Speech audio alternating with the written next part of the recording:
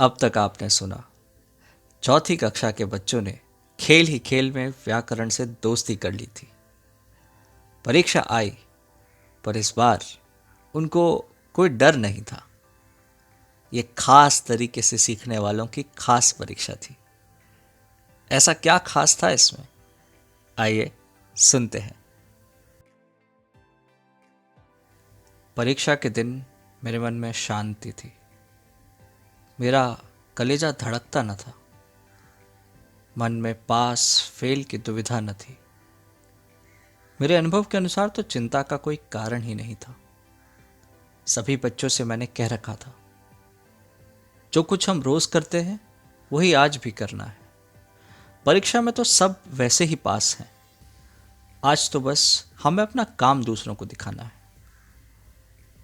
शिक्षा अधिकारी coat suit पहने समय से पहले ही पाठशाला आ गए थे। दूसरे सभी शिक्षक, प्रिंसिपल महोदय और हर कक्षा में से 5-5 बच्चों को भी बुलाया गया था। अपनी नाटकीय रीति के अनुसार मैंने सारी व्यवस्था पर्दे की ओट में की थी। उसके सामने सभी लोगों के बैठने की व्यवस्था थी। पर्दा खुला और दूसरी कक्षा से आए बच्चों को मैंने सामने बुलाकर अलग अलग समूह में बैठा दिया। मेरी कक्षा के सब बच्चे बारी बारी से एक एक समूह के पास जाते और उनको कहानी सुनाते। ये कहानी उन्होंने अपने पसंद से चुनी थी और इसीलिए पूरी छटा से, भाव से, अर्थ समझकर वो कहानी कह रहे थे। मैंने दर्शकों को दिखाया, ये मेरी पहली परीक्षा है। एक शिक्षक ने दूसरे के कान में कहा, आखिर है किस बात की? मैंने सुन लिया। मैंने कहा, भाषा पर काबू की, वार्ता कथन की, स्मृति विकास की और अभिनय की। सभी लोग दूसरी परीक्षा का इंतजार करने लगे। एक बार फिर पर्दा खुला। इस बार सभी बच्चे एक बड़े से गोलाकार में बैठे थे। सामने तख्ते पर लिखा था, अंताक्षरी का खेल। एक लड़के ने कविता पढ़ना शुरू किया। फिर उसकी कविता के अंतिम अक्षर से दूसरे लड़के ने दूसरी कविता पढ़ी और इस प्रकार यह सिलसिला शुरू हो गया। साहब ने मुझे टोका, इन्हें आमने सामने क्यों नहीं बैठाया? यह खेल तो दलों में खेला जाता है ना। मैंने कहा, साहब, मैंने इस प्रथा को छोड़ दिया है। दलों में बांटने से हार जीत का भाव पैदा होता है और इस हार जीत से स्पर्धा और ईर्ष्या। जिस प्रकार ये खेल रहे हैं, इस प्रकार अगर कोई भूल भी जाए तो दूसरा बच्चा उसका साथ दे देता है और अगली बारी में उसे याद आ ही जाता है। शिक्षा अधिकारी अपनी दाढ़ी खुजलाने लगे और इसके आगे उन्होंने कुछ नहीं कहा। लड़कों को मैंने बिठाया तो कुछ देर के लिए था, लेकिन उनका उठने का मन ही नहीं करता था। मैंने कुछ देर उनको और खेलने दिया और उसके बाद अगला खेल शुरू किया। ये था खेल पहेली का। कोई एक लड़का अपनी मनपसंद पहेली कहता था और बाकी सब उसे बूझते थे। साहब ने कहा, लेकिन पहेलियां तो पाठ्यक्रम में है ही नहीं। मैंने कहा, फिलहाल नहीं है, पर होनी चाहिए। आप बच्चों के चेहरे से देख सकते हैं कि इस खेल में उन्हें कितना मजा आता है। इसके बाद शब्दों का खेल शुरू हुआ। एक शब्द बोलने पर उसके अंतिम अक्षर से दूसरा शब्द बोला जाता था। वैसे तो खेल आसान था, पर जब मालूम हुआ कि विद्यार्थियों को न सिर्फ गांव के, पहाड़ों के, नदियों के, बल्कि देश दुनिया की बहुत सारी जगहों के अलग अलग शब्द मालूम थे, शिक्षकों के चेहरे पर थोड़ा अचरज था। मैंने कहा, ये बच्चे निरंतर शब्दों को खोजते रहते हैं इस खेल में अपनी धाक जमाए रहने के लिए। ये अक्सर शब्दकोश से या नक्शों से नए नए शब्द लेकर आते हैं। शिक्षा अधिकारी इन खेलों को देख के बड़े खुश थे। कहने लगे, ये बच्चे एक से एक शब्द लेकर आए हैं और तुम्हारा भी जवाब नहीं। कहाँ से लाते हो ऐसे खेल? ये सारे खेल न सिर्फ सामान्य ज्ञान बढ़ा रहे हैं, बल्कि बच्चों में बुद्धि और अभिव्यक्ति भी ला रहे हैं। ये खेल तो हर कक्षा में होना चाहिए। एक शिक्षक ने दूसरे शिक्षक से कान में कहा, अजी हाँ, इनको पढ़ाना थोड़ी होता है, ये तो बस मौज बनाते हैं, मौज। देखो, आज परीक्षा में खेल के सिवाय कुछ है ही नहीं। दूसरे शिक्षक ने उन्हें टोकते हुए कहा, भैया, अब पुरानी पढ़ाई का समय गया और नई पढ़ाई का जमाना है। मैंने उनकी बात पर ज्यादा ध्यान नहीं दिया।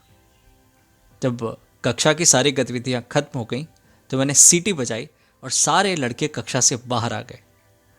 वो सब 4 कतार में खड़े हो गए और अलग अलग तरह से कसरत करने लगे, कभी तालियों पर, कभी गिनती करके और कभी संगीत के साथ। इसके बाद उन्होंने झाड़ू उठाई और पूरे स्कूल में सफाई कार्यक्रम शुरू कर दिया। प्रिंसिपल महोदय और शिक्षा अधिकारी देखते ही रह गए। बच्चों ने चंद मिनटों में पूरे स्कूल से टोकरियां भर भर कचरा और कूड़ा इकट्ठा कर दिया। प्रिंसिपल महोदय बोले, अब ये भी परीक्षा है? मैंने कहा, क्यों नहीं? जो चीज़ शिक्षा का हिस्सा है तो उसे परीक्षा का हिस्सा भी होना चाहिए। इसके बाद बच्चों ने अपने कपड़े झड़ाए और मेरी सीटी बजाते ही आसपास के पेड़ों पर चढ़ गए। ये काम उन्होंने इतने झटपट किया कि सबको यकीन ही नहीं हुआ। मैंने दूसरी सीटी बजाई और वे फुर्ती से नीचे आ गए। यही काम हमने कई बार और करके दिखाया, पर शायद प्रिंसिपल साहब को ये जमा नहीं। बोले, इसमें कौन सी बड़ी बात है, अरे गांव के लड़के तो झट पेड़ चढ़ जाते हैं। मैंने कहा, हमारे पास दूसरी कक्षा के बच्चे हैं, क्यों ना इसका साक्षात हम देख लें। प्रिंसिपल साहब के इशारे पर 15-20 लड़के दौड़ कर आए। मैंने सीटी बजाई और वो पेड़ों पर चढ़ने की कोशिश करने लगे। भरसक कोशिशों के बाद भी सिर्फ 3 या 4 लड़के ही चढ़ पाए। इसके बाद अपनी सफाई में मैंने कुछ नहीं कहा। शारीरिक मेहनत के बाद सभी बच्चों को थोड़ी देर आराम दिया गया। वो कतार में नल के पास गए और अपने हाथ पैर धोने लगे।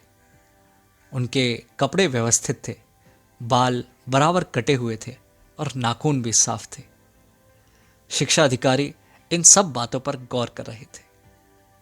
मुझसे कहने लगे, तुमने इन 6 महीनों में मेहनत तो बहुत करी है, परिणाम साफ दिख रहा है।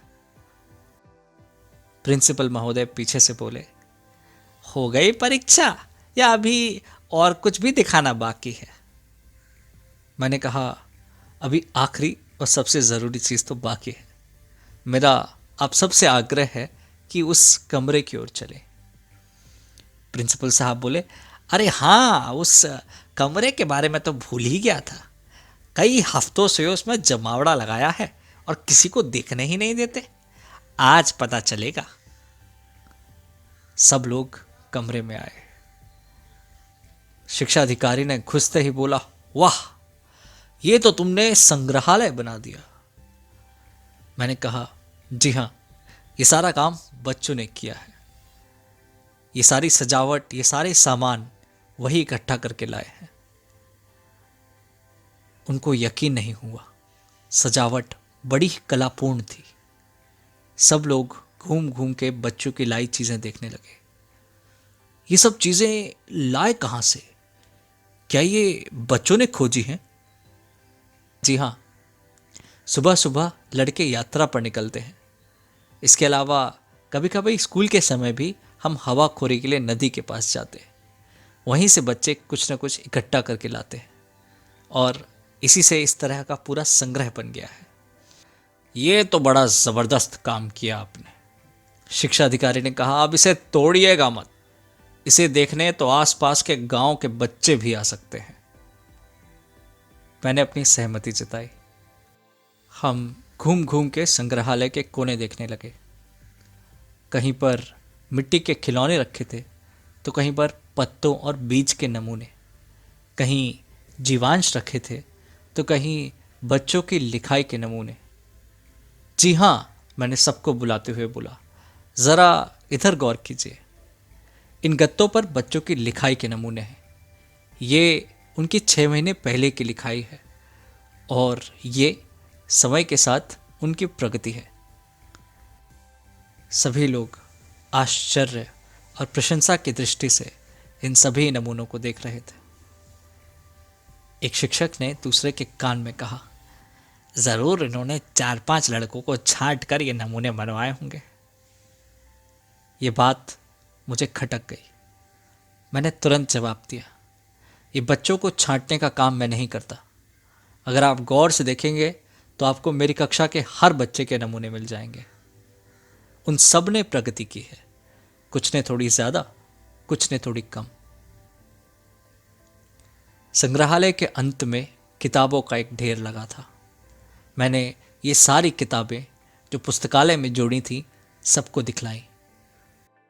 हर किताब के आखिरी पन्ने पर उसे पढ़ने वाले का नाम और पढ़ने की तारीख लिखी थी। सब लोग किताबों को हाथों में उठाकर देखने लगे। जब दूसरे शिक्षकों ने इन किताबों के अंतिम पन्ने पर नामों की एक लंबी श्रृंखला देखी तो वो कुछ नहीं बोले। ये किताबें अपनी कहानी खुद ही कह रही थी। शिक्षा अधिकारी ने मेरी पीठ थपथपाई, सभी बच्चों को बुलाया और उनको खूब आशीर्वाद दिया। उनसे कहने लगे, तुम्हारी कक्षा को परीक्षा से मुक्त किया जाता है। परीक्षा का पहाड़ तो बहुत ऊंचा था, पर चौथी कक्षा के बच्चों के कदम इतने ऊंचे हो चले थे कि उनको इसे चढ़ने का आभास ही नहीं हुआ। तो बचे हुए साल में जाने से पहले हमारे टीचर क्या कुछ नया करने वाले हैं, आइए सुनते हैं अगले एपिसोड में।